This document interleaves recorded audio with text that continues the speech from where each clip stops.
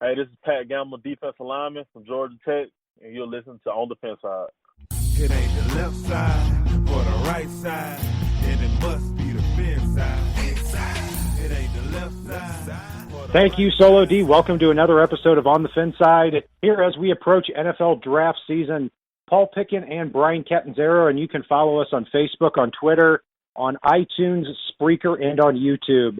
We have CK Parrott, Chris Kouffman joining us to discuss the defensive end class for the Miami Dolphins and the depth and the star-studded players as well. Players that the Dolphins may consider in the first, second, or third rounds at that defensive end spot as we make our way through the positions. Chris, looking at the top of the board, it seems like Myles Garrett and Solomon Thomas may even go 1-2 to the Browns and the 49ers. It's a pretty safe bet that they go in the top 5 in general, but once you get past that, you start looking at a big wave of defensive end. Kind of similar to the cornerback class in that not much separating, third guy from the seventh guy. So taking a look at a few of these players, one guy that's projected pretty high right now is Tennessee defensive end Derek Barnett, very productive in the SEC and projected to the Dolphins in the first round in a lot of mock drafts.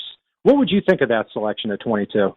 I'm not so sure that I'd be a huge fan of that selection at number 22 overall. I think that you hit the nail on the head when you said that once you get beyond the first couple of guys, there's sort of a large group that doesn't see a lot of striation between the top of the group and the bottom of the group, and that group can almost be considered in my book to be about 23 or 24 deep. I mean, this is a really thick class of defensive ends and edge rush players, as well as defensive tackles and that can play defensive end. There are too many guys that I would be interested in at the second round level, at the third round level, number 54 overall, or I believe we're picking number 97 overall in the third round.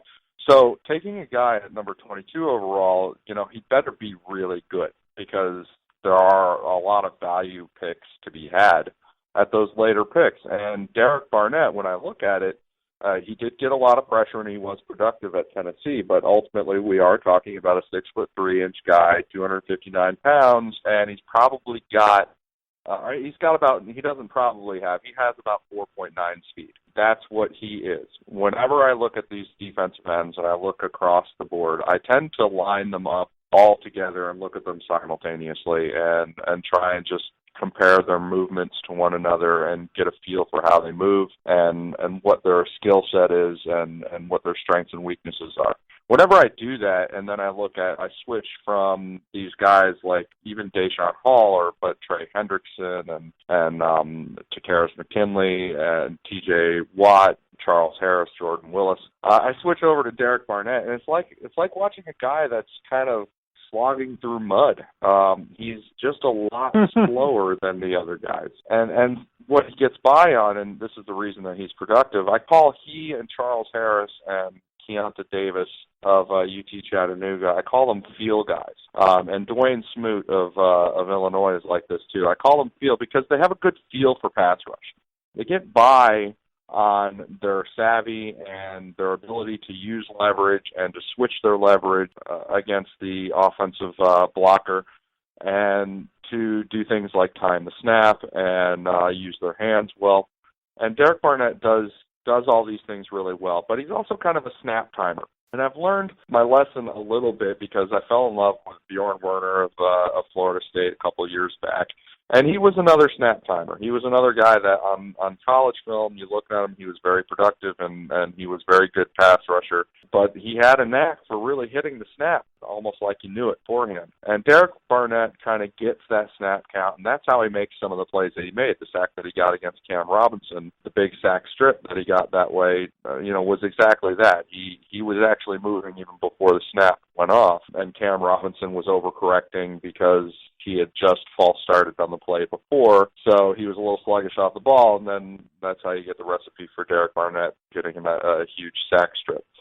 He's a very productive player, but a field guy, and if I'm going to take a class, considering we have a glut of defensive end and edge rushers in this class, if I'm going to take one at 22 overall, I want him to have special characteristics. I want him to have things that a real check all the boxes kind of guy, and I just don't see that with Derek Barnett. sticking with that, because you're right. I mean, taking a look back at some of the players who have been busts over the past, I mean, you can talk about Bjorn Warner. You can talk about Aaron Maben's another one that was kind of undersized but productive at the collegiate level. Taco Charlton has extremely high characteristics, especially in the size area. I mean, he's 6'6", 280 pounds.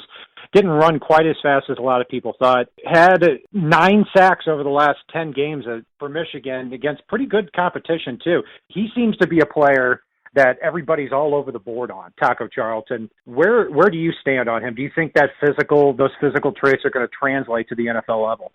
I think he's a solid pick all the way around. You're going to get a pretty good player in Taco.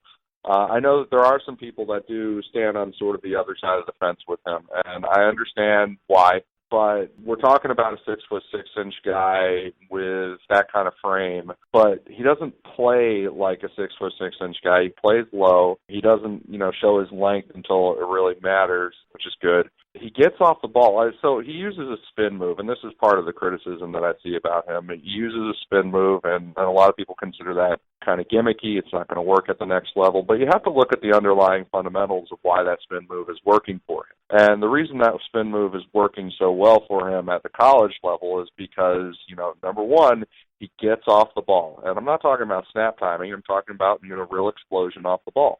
He gets off the ball very quickly, gets the offensive tackle to really jump at him, and then he has good body control and good balance.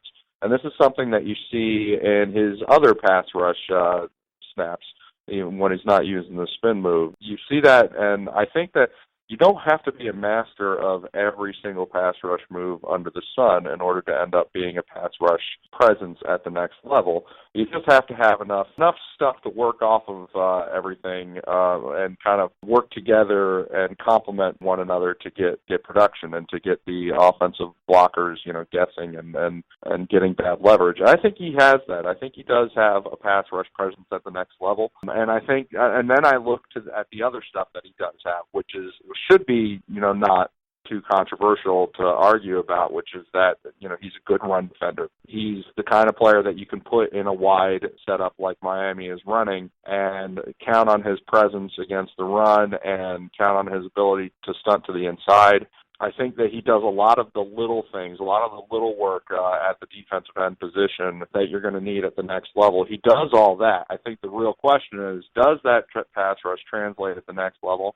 And I have a feeling that it might. I think that he's got a good base to work from. First, I'm going to park on Taco Charlton for just a second because he is projected to the Dolphins in a lot of mock drafts, as is Derek Barnett. Two comparisons I've heard that are very similar players in terms of their stature, but different in terms of scheme. Michael Johnson for the Bengals and Calais Campbell now with the Jacksonville Jaguars. Who do you think Taco Charlton is more like in that regard? Well, he doesn't have the speed of Michael Johnson. I mean, Michael Johnson, you got to remember, was a very athletic dynamo coming out, but Michael Johnson coming out was also more of a part-time player. People remember that because he just couldn't play every down. He couldn't be the same player on rundowns that he was as a pass rusher. And, there was a lot of blame on his stamina and maybe him taking care of his body or not taking care of his body the way that he should have. None of that really applies to Taco Charlton. So I think that comparison, I wouldn't necessarily go that way. I think Calais Campbell, though, is a decent comparison coming out. And, we're looking at high-character players. I think that people around Michigan would tell you that Taco is a high-character player. And I do remember Calais coming out, and he did remind me a little bit of Taco in as much as he played defensive end at the U, and he looked legitimate as a defensive end. Now, it didn't end up working out that way in the NFL. He ended up doing so many other things and doing really well at them and just getting bigger and stronger. So we'll see if Taco goes that route, but I see him as sort of like more like a Kevin Dodd. And I think that he's kind of I would struggle with him a little bit at the 22 overall pick. It's a little bit of a stretch, but I feel great about taking him in round 2, that area. I think he's lengthy. He doesn't play like a tall player at all. He's got burst off the snap, and I think that he's got enough moves to be a pass rush presence. And he does all those little things. I say of Michael Johnson when he was coming out, He didn't do any of those little things. I mean, he was not that kind of player at all. So he doesn't have to change his makeup like Michael Johnson did. Another player that's been moving up draft boards, at least consensusly, is Jordan Willis from Kansas State. And I tell you, when I watched this guy play, I looked at him and I thought, oh my gosh, this guy's J.J. Watt in terms of how he takes on blockers. But then I look at the physical characteristics. He's not 6'5", 300 pounds. He's 6'4", 265. Now, he did test out of the water at the Combine, but this is another player that people struggle with as well. Some people have him as a first-rounder. Others say, no, he's more of a mid-round pick because he can't run that arc. Do you think he would be a good fit for the Dolphins anywhere from round 1 to round 3? Yeah, I think he would be a perfect fit for the Dolphins. Certainly, their system is very compatible with his game. And in fact, I believe he said that he patterns his game very much after Cameron Wake. So yeah, I think that he's a great fit for the Dolphins. I compare he and Derek Rivers are similar, and they're both athletic dynamos. And I was a little confused that people didn't think that Jordan Willis was going to test all that well at the Combine, because what I saw on tape, and you are right, he has that look that just like, he looks like he's going to be a monster physically, huge. But that's just because of the way he's built. You know, he's built sort of like a Greek god, but he is only 6'4" and around that 260-pound level. He's not 6'5", 300, something like that. But he tested really well, and I expected that from what I saw on the tape. His explosion off the snap was clearly the best that I had seen in the class. And he uses that to, his advantage. I think that he can get a little bit single-minded with his outside pass rush at times. But then again, I've seen him work off of that outside pass rush plenty. And we're talking about a complete player that is a really good player against run and a leader. And he's a guy that's locked in on every snap. I think he was the conference defensive player of the year, something along those lines. Extremely productive both years, very efficient. I think that, you're checking all of these boxes, and also, by the way, kind of a great guy from what I hear. So when I talked before about this being a fit class, and you don't want to go ahead and take one at 22 overall unless you feel like he really checks all the boxes, because you can go ahead and get somebody for value at second round or third round level. He's a guy that does check all the boxes, so I'm okay with him at 22 overall. I wouldn't feel too badly about that. I'm looking forward to seeing how he does at the NFL level. I think that he's got an explosive amount of potential for what he could do, and he showed it on tape. And he's also just a good character guy, excellent work ethic, all of the above. CK, I know the tweener guys, the guys that can kick inside the defensive tackle on passing downs, kick outside on run downs, are getting to be a bigger and bigger thing in the NFL. And this doesn't have to be a first rounder, but who are a couple of guys you like that may fit that mold in this draft for the Dolphins? Yeah, I think, well, first off, we're not going to get a crack at Solomon Thomas, but, clearly him. I think that when you're looking at Taco Charlton, like we said, he's a guy that could kick in and do some damage against guards because of the way he plays and his unique characteristics. I think that he's one of those guys. I think that Deshaun Hall has already got a lot of experience doing it, playing against inside players, and he's one of those easy ones. By the way, very underrated player. We can talk about him later if you want. But Deshaun Hall and DeMarcus Walker of Florida State, clearly one of those guys. Another guy that's probably underrated. He's like he reminds me a little bit of Frank Clark of Seattle, but probably just a tad bit less explosive. He's a guy that will go to the interior and